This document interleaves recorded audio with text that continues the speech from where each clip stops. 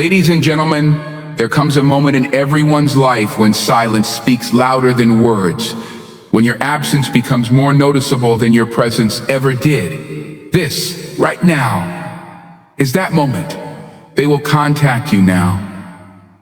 Not because you begged and not because you chased, and definitely not because you reminded them of your worth, but because you stopped doing all of that. So, if you're wondering when they'll contact you, it's already begun. The moment you chose yourself. The moment you stopped giving them front row seats to your heart while they sat distracted. Now, they will contact you, not because of who you were to them, but because of who you've become without them. There's a kind of power that doesn't need noise, confrontation, or grand exits. It doesn't involve slamming doors or typing long emotional paragraphs trying to explain your side. No, sometimes the most powerful statement you'll ever make is complete and utter silence. You see, silence speaks in ways words can't. It's a language that says, I've said all I needed to say. I've tried, I've shown up, I've cared, and now I'm done explaining myself. It's in the quiet that people start to really listen. Because while you were available, always calling, texting, reaching out, they never felt your absence. Your presence was a constant, easy, reliable, familiar. They didn't realize how much they relied on your energy until it disappeared. And when you go quiet, not out of bitterness, but out of clarity, it rattles them. It creates an uncomfortable space where your voice used to be. A gap, a void, one they didn't think would ever exist. And that silence, it gets loud, it rings in their ears, it keeps them up at night. Your silence becomes a mirror. It forces them to face their own behavior, their own neglect, their own choices. It makes them ask, what happened? Even when deep down, they already know the answer. That silence isn't weakness. It isn't giving up. It's choosing peace over chaos, dignity over desperation. It's understanding that not everything needs to be fought for, especially when you're the only one doing the fighting. And that's when it starts. That's when they start to notice, to wonder, to worry, to regret. Because when the person who always reached out stops, it doesn't go unnoticed. Not for long. People often take for granted the very thing that keeps them emotionally afloat. Your energy. It wasn't just your presence they were used to. It was your warmth, your check-ins. Your support when they didn't even ask for it. Your ability to understand their silence, to read between the lines, to hold space for their chaos while you managed your own. You were the emotional charger they plugged into whenever they felt low. You lifted, encouraged, reminded, reassured. But then one day, without warning, something shifted. You didn't announce it. You didn't throw a tantrum. You just stopped. Not out of spite, not to punish them, but because you realized something deeply important. Your energy is not infinite. You cannot keep pouring into others when they never stop to ask how your glass is doing. You cannot keep being the lifeline when no one's willing to swim toward you. And so, you pulled back. Quietly, intentionally, fully. No dramatic exits, just a slow, firm reclaiming of yourself, of your time, your peace, your mental clarity. And that's when they noticed. Because your energy wasn't ordinary. It was nourishing, it was rare. It was real. It was real. It was the kind that made them feel seen in a world that moves too fast to care. And now that it's gone, they feel it in ways they never expected to. Suddenly, the air between you is colder. The conversations are shorter. The effort they never thought they needed to give now becomes necessary. And even then, it's not enough to refill what they once drained without permission. You see, people rarely appreciate emotional labor until it stops. Until they're left with their own echo, talking to themselves, wondering why the room feels so empty. But it's not the room that changed, it's you. You stopped offering access to what you once gave so freely. And that shift, that withdrawal, that boundary, It's louder than anything you could have said. Because now they're not just missing your presence, they're missing the version of themselves that only existed when they were close to your light.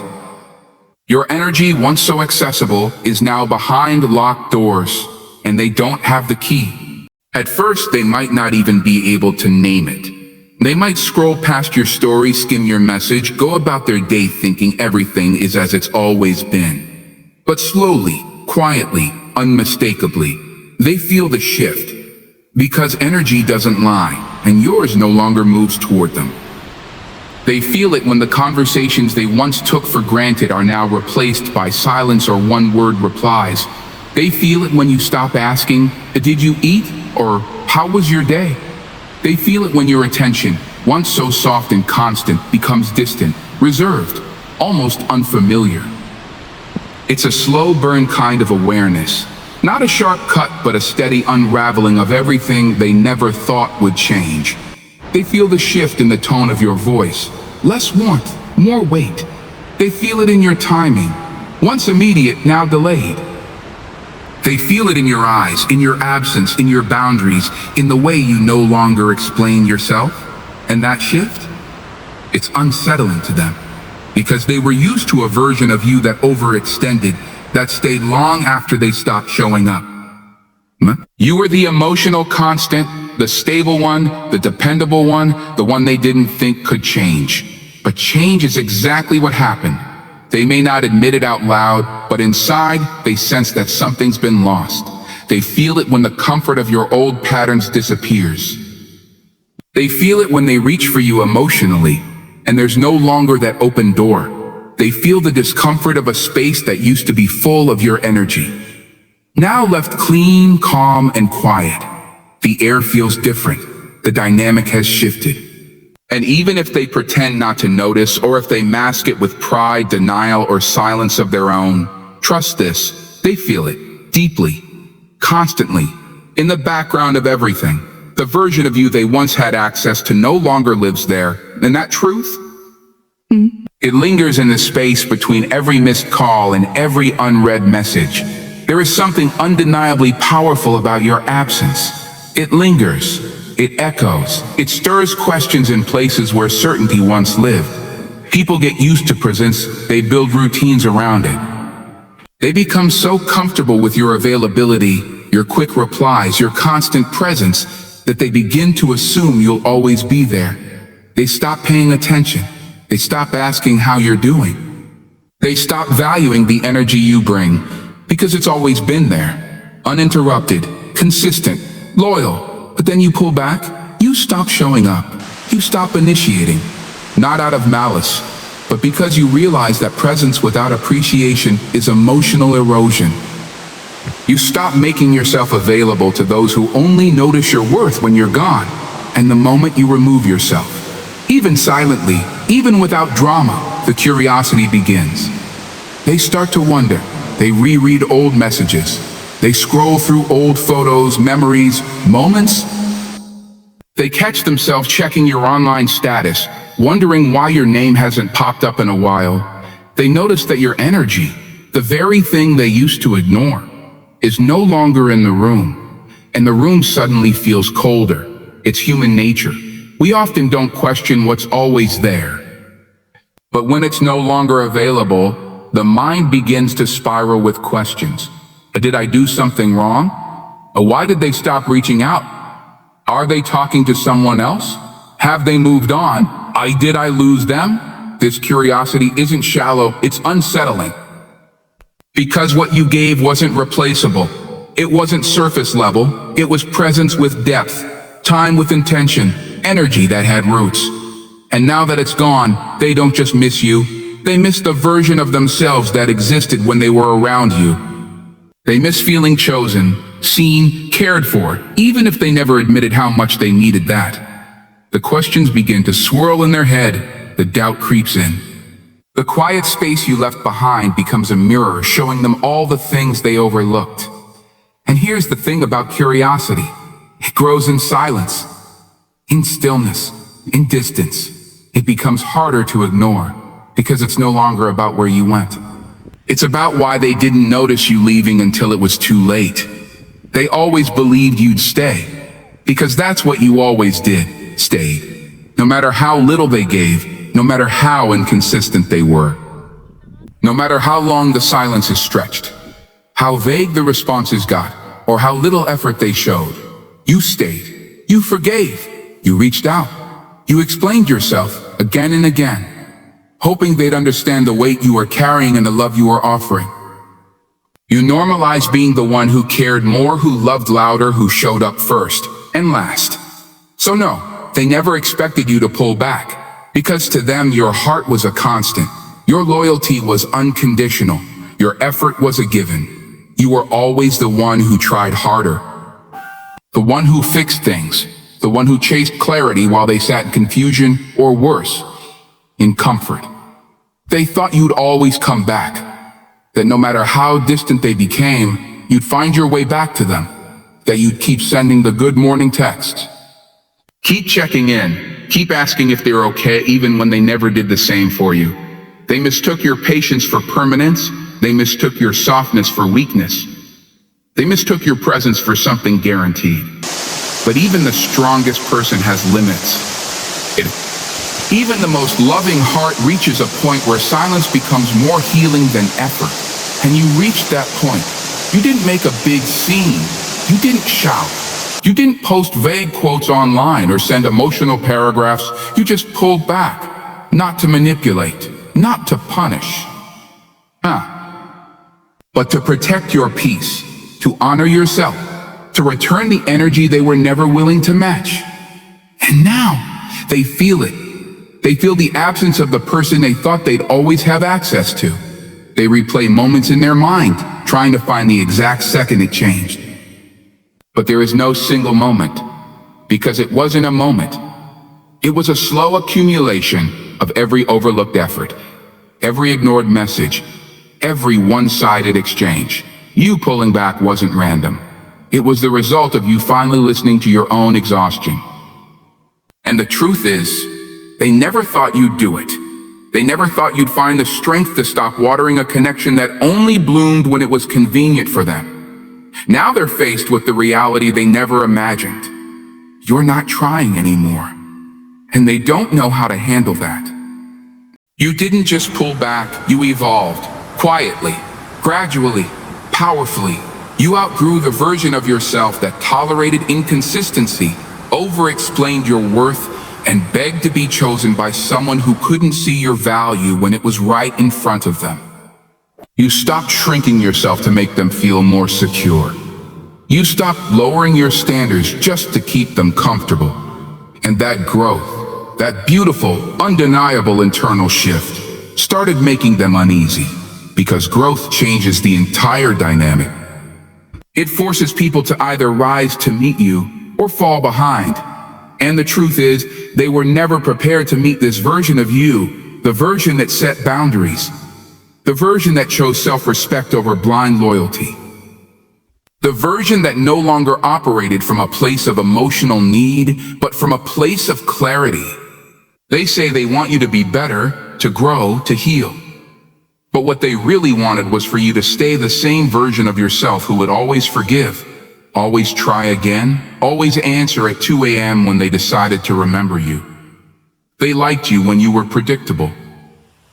They liked you when your self-worth depended on their approval.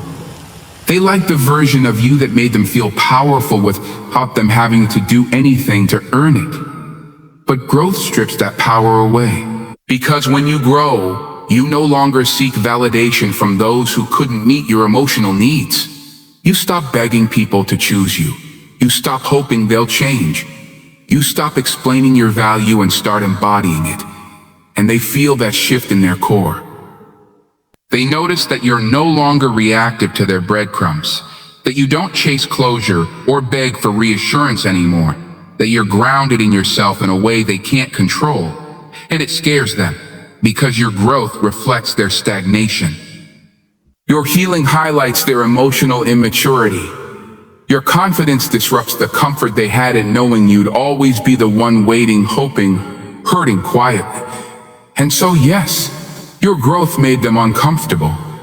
Not because you became someone else, but because you finally became yourself. The self you had buried under all that pleasing. The self you had silenced to keep the peace. The self you had postponed for the sake of connection. Now that you've grown, the version of you they once knew is gone. And they don't know how to engage with who you are now. They don't know how to control someone who no longer needs them. They don't know how to stay relevant in a life that's no longer orbiting around them. So they feel uncomfortable, because growth is loud to those who remain stagnant. And nothing exposes someone's complacency like watching the one they underestimated rise without them. It starts in the quiet moments. When the noise of the world dies down and they're left alone with nothing but their own thoughts, that's when it begins, the rewind. The mental looping of conversations, missed signals, ignored messages, and all the moments they didn't think would matter, but now won't leave their head. They're replaying everything. That one time you asked for something simple, to talk, to be understood, to feel seen, and they brushed it off like it was no big deal. The night you fell silent on the call and they didn't ask why. The message they left unread for hours, then days. The time you showed up when you didn't have to, and they didn't even say thank you. They're remembering the tone of your voice when you were still trying, soft, hopeful, forgiving. And they're comparing it to the last thing you said to them, or maybe the last time you didn't say anything at all. They scroll through old photos not to admire the moment, but to study it, searching for the signs they missed. You were slipping away long before you stopped speaking. Your eyes were dimming. Your smile was tighter. The warmth was fading, and they ignored it. They're questioning it all now. Or did I push too hard? Why didn't I say something then? Was at the last chance they gave me, and I didn't even know it? Because that's how regret works. It doesn't scream, it whispers. It taps you on the shoulder in the middle of the night. It makes you revisit every message you could have sent, every apology you didn't give, every time you chose pride over presence. And the worst part, they don't know where to go with all of that now. Because you're no longer there to receive it. You're not waiting on the other end of the phone. You're not checking their status. You're not watching from the sidelines hoping for them to realize. They are left with the mental reruns of your connection. Moments that seemed small to them then, but now feel enormous. They can't stop wondering how different things would be if they had just answered differently. If they had called when you pulled away. If they had made you feel like a priority before you turned into a memory. Now, every version of you they once knew lives in their mind. The version that loved them. The version that tried. The version that hurt silently. The version that walked away without making a sound. And that mental movie? It doesn't stop playing that people don't learn through advice. They don't learn through conversation, reflection, or gentle warnings. They learn through loss, through absence, through the unmistakable silence that follows someone they thought would always be there, choosing not to stay. And that's who you became. Not the villain, not the mistake. Man, not the one who gave up too soon. You became the lesson. You were the person who gave them chance after chance. Not because you were weak, but because you were hoping they'd meet you halfway.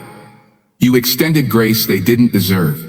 You explained yourself when you shouldn't have had to.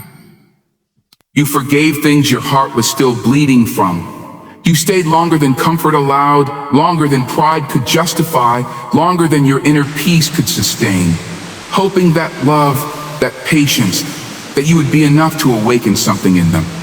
But they didn't learn then. Because they didn't believe they had anything to lose. They thought your heart was theirs by default. They thought you'd always be in the background, available for comfort, validation, or a second chance. Until one day you weren't. You didn't make a dramatic exit. You didn't announce your departure. You simply stopped showing up where your presence was no longer honored. You removed your light from a room that never protected it. And suddenly, they were left in the aftermath of their own indifference. That's when the learning began. They started to understand what consistency really means, because now they can feel the ache of its absence. They started to grasp the weight of silence, the kind that doesn't ask for attention, but commands it.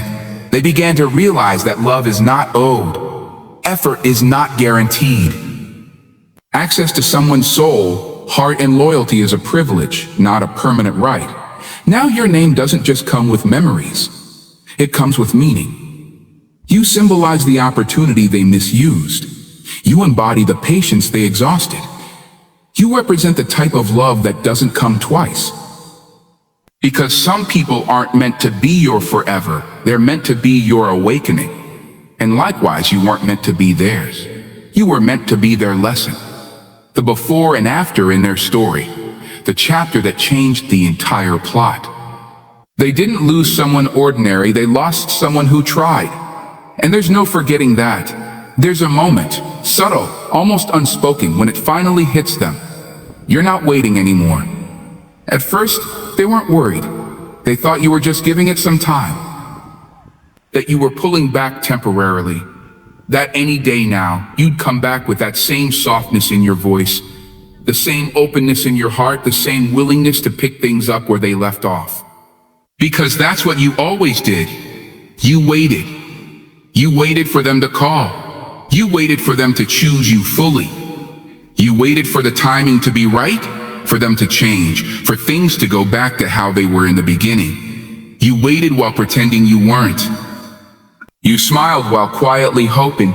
You gave space, made excuses, and held on to moments that had already passed, just to keep a little piece of the connection alive.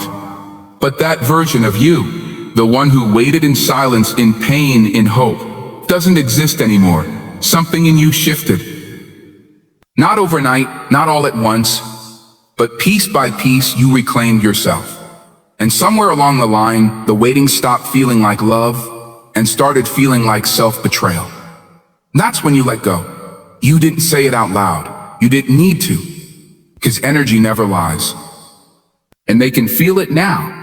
They feel it in the way you no longer react, in the calmness of your distance, in the absence of the questions you used to ask. Are we okay? Did I do something wrong? Do you still care? They feel it in the way you no longer try to be visible in their world. You're not watching their stories, liking their posts, leaving little reminders of your presence anymore. Your name has disappeared from their notifications, and they notice that. They may not say it, but they're checking. They're hoping this is just a phase. That maybe you're just waiting in a different way.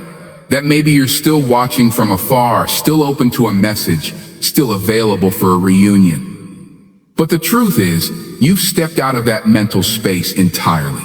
You're not frozen in a moment anymore. You're not playing out conversations in your head that never happen in real life. You're not holding on to the version of them you created from potential and promises. You're not waiting for a call. You're not checking your phone late at night. You're not wondering if they'll come to their senses. Because you finally came to yours, and that scares them. Because now they're chasing a presence that has already moved on. They're waking up to the reality that the version of you who waited doesn't live here anymore. Not emotionally, not mentally, not spiritually. The stillness you've stepped into isn't distance, it's freedom. You're not bitter, you're not angry, you're just done waiting. And now, they're the one left standing still, watching someone they never thought would stop hoping, finally choosing themselves instead. But something changed, not overnight. Not dramatically. It happened quietly, over time, like healing usually does. You stopped giving your pain the final say. You stopped letting it drive your actions. You stopped handing it the microphone every time doubt crept in or silence echoed too loudly. Instead, you started building something deeper, something steady, something that doesn't beg to be noticed but can't be ignored. Peace. Not the kind that comes from pretending not to care. Not the kind that numbs you into silence, but the kind that comes from doing the inner work. From sitting with your wounds long enough to understand them. From realizing that being misunderstood by someone else isn't nearly as painful as abandoning yourself just to stay connected. You began to choose stillness over chaos. Detachment over desperation. Boundaries over blind loyalty.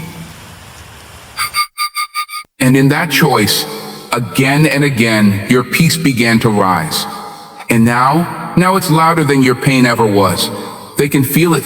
They expected you to be cold, maybe bitter, angry even. But instead you're calm, unbothered. Not in a way that hides emotion, but in a way that says, I've made peace with what I cannot change.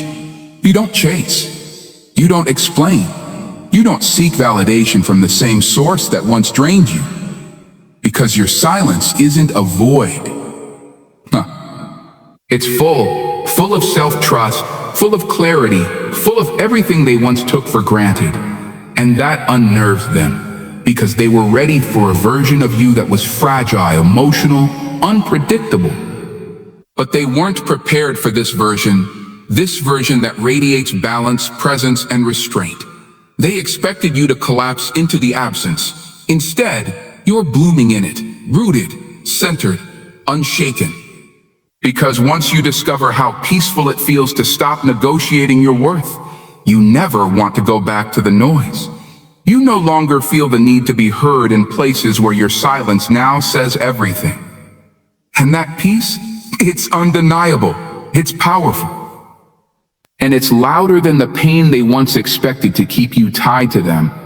When the message finally comes, when the call shows up at a random hour, when the sudden hey appears after days, weeks, or even months of silence, it's not always what it seems. At first glance, it might look like growth. It might sound like sincerity. It might feel like what you waited for. But look closer. Listen deeper. Pause before your heart leaps forward. Because sometimes they're not reaching out for you. They're reaching out for the comfort they lost. They're not chasing the person you are now. They're chasing the version of you who once poured endlessly into them without hesitation, without boundaries. The version who forgave quickly, who checked in constantly, who loved without requiring effort in return. They're reaching for what you represented in their life, not who you've become without them in it. And that distinction matters. Because when someone truly sees you, they don't only show up when the absence gets uncomfortable. They don't wait until their own loneliness becomes unbearable. They don't treat you like a temporary emotional escape hatch, only to retreat once they feel secure again. But when people lose something they never thought would walk away, that's when panic sets in. Not always out of love, often out of loss, out of realization, out of ego, out of the unfamiliar weight of not being the one in control anymore. They remember the warmth you gave so freely, the safety of knowing someone out there always cared. And now that it's gone, they're not handling it well. They're not reaching out because they understand you. They're reaching out because they no longer recognize themselves without your support. Suddenly, their world feels colder. Their pride feels heavier. Their distractions don't hit the same. Because for the first time, they feel what you felt for so long, the sting of being on the outside looking in. And in that space, they begin to grasp the truth. They weren't loving you, they were consuming you. They weren't nurturing the connection, they were benefiting from it. And now, what they miss most isn't just your presence. It's the version of themselves that only existed when they had access to your love. So they reach out, but not because they're ready to give you what you deserved all along. They reach out because the silence is confronting. And because the reflection is uncomfortable. Because they're hoping to feel whole again, even if just for a moment. By standing close to the fire they once took for granted. But what they don't yet understand is that this time, you're no longer standing in that same place, holding that same warmth, asking to be seen. You've evolved, you've healed. And the version of you they're searching for, that version no longer waits at the door. So if you're wondering why they're reaching out now, it's not because you begged, it's not because you waited, it's not because you fought harder this time, it's because you stopped. You stopped explaining. You stopped overgiving. You stopped shrinking just to be tolerated. And in doing so, you became something they never expected. Unreachable. Now, your absence speaks louder than your presence ever could. Now, your silence tells the story your words never could finish. Now, the version of you they once knew is gone, and in its place stands someone whole, grounded, and no longer available for what once broke them. So yes, they will contact you now, but not because you're who you used to be, because you finally became someone they can no longer access.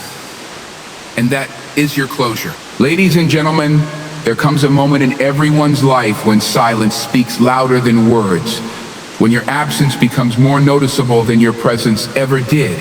This, right now, is that moment. They will contact you now. Not because you begged and not because you chased, and definitely not because you reminded them of your worth, but because you stopped doing all of that. So, if you're wondering when they'll contact you, it's already begun. The moment you chose yourself. The moment you stopped giving them front row seats to your heart while they sat distracted. Now, they will contact you, not because of who you were to them, but because of who you've become without them. There's a kind of power that doesn't need noise, confrontation, or grand exits. It doesn't involve slamming doors or typing long, emotional paragraphs trying to explain your side. No, sometimes the most powerful statement you'll ever make is complete and utter silence. You see, silence speaks in ways words can't. It's a language that says, I've said all I needed to say. I've tried, I've shown up, I've cared, and now I'm done explaining myself. It's in the quiet that people start to really listen. Because while you were available, always calling, texting, reaching out, they never felt your absence. Your presence was a constant, easy, reliable, familiar. They didn't realize how much they relied on your energy until it disappeared. And when you go quiet, not out of bitterness, but out of clarity, it rattles them. It creates an uncomfortable space where your voice used to be. A gap, a void, one they didn't think would ever exist.